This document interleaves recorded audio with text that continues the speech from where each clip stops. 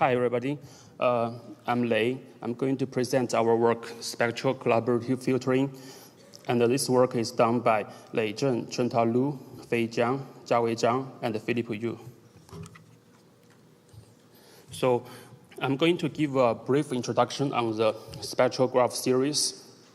So what is spectral graph series? Spectral graph series studies the eigenvalues of matrices associated with a graph. For example, the Laplace matrix of a graph is defined by the degree matrix minus the addition matrix. If we do an eigendecomposition on the Laplace matrix, we have its eigenvalues and eigenvectors. So each eigenvalues corresponds to one frequency domain, and each values of the eigenvectors corresponds to the signal strength of each vector, each vertex in the graph. So why is the spectral graph series helpful? What's the advantage of the spectral graph series for recommendation systems? So here is a toy example. For example, giving a bipartite graph representing a user-item interaction graph. For example, in this graph, user U1 only interact with the item I1. So in this graph, item I2, I3, I4 can be good candidates for user U1. But one nature question is which one is a better recommendation? So if you took a closer look at this graph, you can see that there are two passes between U1 and I4, and only one passes between U1 and I2 and I3. So clearly, the item I4 is a better recommendations. So how do we model this connectivity information? So if we project this graph into the spectral domain, as shown here, we can see that item I4 is closer to user U1 than item I2 and I3. So this example tells us that the connected information hidden in the graph can be revealed in the spectral domain. This information is very helpful for us to identify better recommendations. So our model starts from the graph Fourier transform. The classical Fourier transform is defined as this.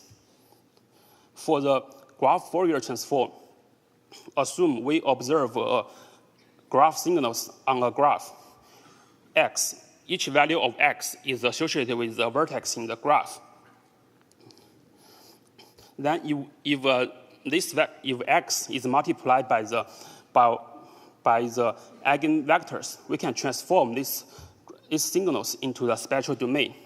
Specifically, if giving the user signals and the item signals multiplied by the transpose of the eigenvectors, we can transform these signals into the spectral domain. So here we define our spectral convolution operation. For this operation, the input is the graph signals for user and items. Then it's multiplied by the transpose of the eigenvectors. In this way, we transform this signal into the spectral domain. Then we place filter functions to filter out those not useful eigenvalues. Then we multiply another eigenvectors to transform back to the normal domain. However, there are two limitations for these operations. The first limitation is that for these filter functions, the parameter theta is linear to the dimensionality of the data, means the number of vertex in the graph. So this makes this method unscalable. And another limitation is that the nerd graph, the nerd new signals is vectors. It means that for each users and each items, we nerd scatter values. But ideally, we want to nerd embedding vectors for each users and items. So how to overcome these two limitations? The first limitation can be overcome by a polynomial approximation. So we first replace the g theta function by all polynomials. Then we have a new equations. By setting the order of the polynomial as 1, then the number of parameters is independent from the number of vertices. Then the second limitation can be overcome by generalizing the graph signals to be C channels and F filters. For example, given the previous equation, where we first set the parameter of the polynomial equal to each other, then we have a new equation. Then we generalize the user signal and item signals to C channels. Then we learn a C-dimensional embeddings for each users and each items. For the polynomial parameters, similar to the classical convolutions, we generalize to the F filters. So finally, we have our new equations with C channel with the input as C-dimensional embedding vectors and F convolutional filters. So with this equation, giving the user embedding and the item embedding, we learn a new user embedding and the item embedding from the spectral domain. So the next step is to go into deep, how to build a deep model. So similar to traditional neural network, this equation can be used to build a deep recommendation model. So how? The first step is the input is to random initialize the user embedding and the item embeddings. Then take the output of the previous layers and compute the equation again to compute the new user embedding and the item embeddings. Finally, we utilize the signals learned from all layers, concatenate them together to our final user embedding and item embeddings. The whole model is optimized by the BPR loss. And the recommendation is made by ranking them by the dot product. This is the whole algorithm for spectral CF. We use 3 datasets: movie length 1 million, hater rake. This is released by the RecSys 2017 and the Amazon Instant Videos. And the baselines, item KNN, BPR, and EALS. And the NCF, Neural Collaborative Filtering, and the 2 graph-based recommender systems, GNMF and GCMC. Here is the results. We can see that in terms of recall, spectral CF improves the best baseline by around 3 to 4%. In terms of MAP, the spectral CF improves the best baseline by 2%. And we also limit the number of items to investigate the quality of recommendation for code users.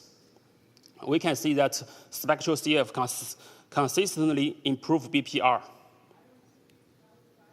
And the conclusions. Spectral CF is the first work to introduce collaborative filtering into the spectral domain. And we show that the connected information hidden in the vertex domain can be effectively explored in the spectral domain by the deep architectures. Thanks, everybody.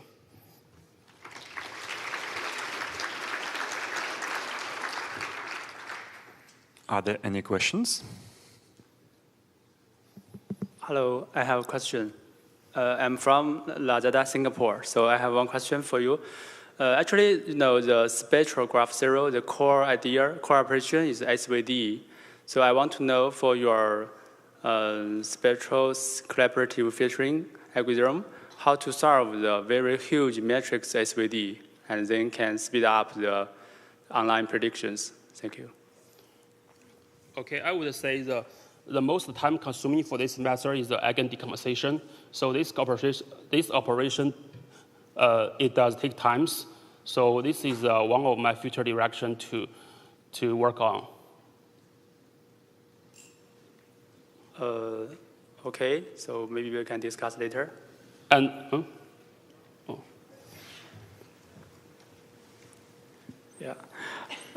Omar from Microsoft. I'm just curious if you tried to compare. So I saw you compared on the, for example, movie lens data set. You compared your algorithm to the others, and then you compared only for cold start users or cold users. Did you also try to compare only non-cold start users? So like only users who already have data, and did you see if this method is also outperforming in that case when you exclude cold start users? No, because the first experiment is compared on all the users. Yeah, so it includes the cold start users as well, right? I didn't exclude the cold start users. Yeah, that's my question. So do you think if you exclude the cold start users, the model will still outperform as well? You mean exclude the cold start users? From the data set? I didn't do that.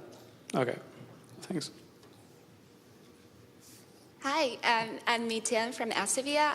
This is a really interesting work. Thank you for sharing. So I wonder if you have tried